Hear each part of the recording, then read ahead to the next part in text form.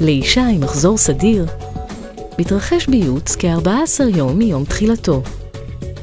ביוץ הוא תהליך שבו יוצאת ביצית בשלה מהשחלה. נודדת מהשחלה אל החצוצרה. שם, ואם יש תאי זרע, היא עשויה להיות מופרית. מהחצוצרה, היא ממשיכה את תנועתה לעבר הרחם. במידה והופרטה, תצמד הביצית המופרט לקיר רירית הרחם, תמשיך ותתפתח לעובר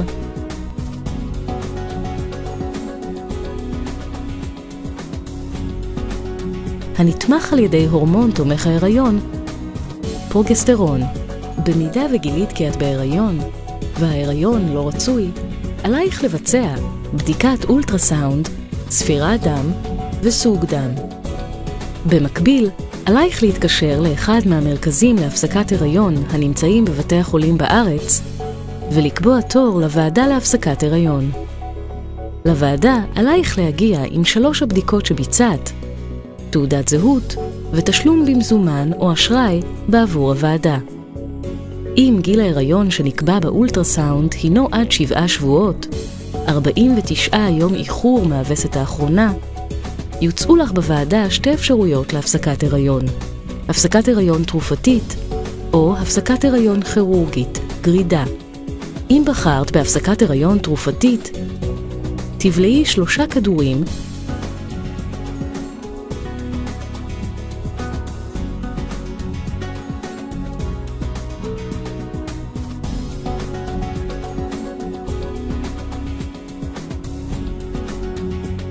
שתפקידם לסתור את פעולת ההורמון פרוגסטרון התומך בהיריון, ובכך לגרום לניתוק העובר הצעיר מרירית הרחם. בשלב זה, עלייך להישאר להשגחה בבית החולים למשך 2 שעתיים.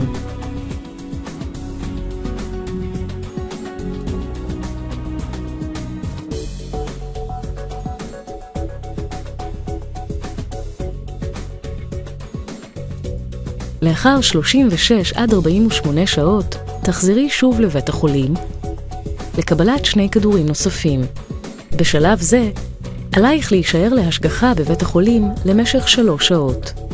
תפקידם של 2 הכדורים לגרום להתכווצות הרחם ולפליטת השק העוברי מהרחם.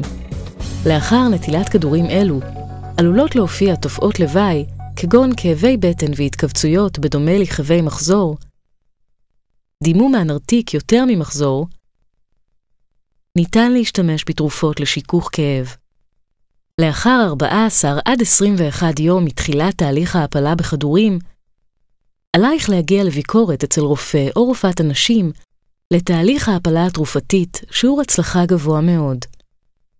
עם זאת, ייתכנו מקרים בהם מתברר כי חלל הרחם אינו נקי לחלוטין משאריות ההיריון. מומלץ לחכות עד לקבלת הווסת ולעבור בדיקת אולטרסאונד נוספת. אם עדיין נשארו שאריות הריון ברחם, תצטרך האישה ככל הנראה לעבור פעולה כירורגית להשלמת התהליך.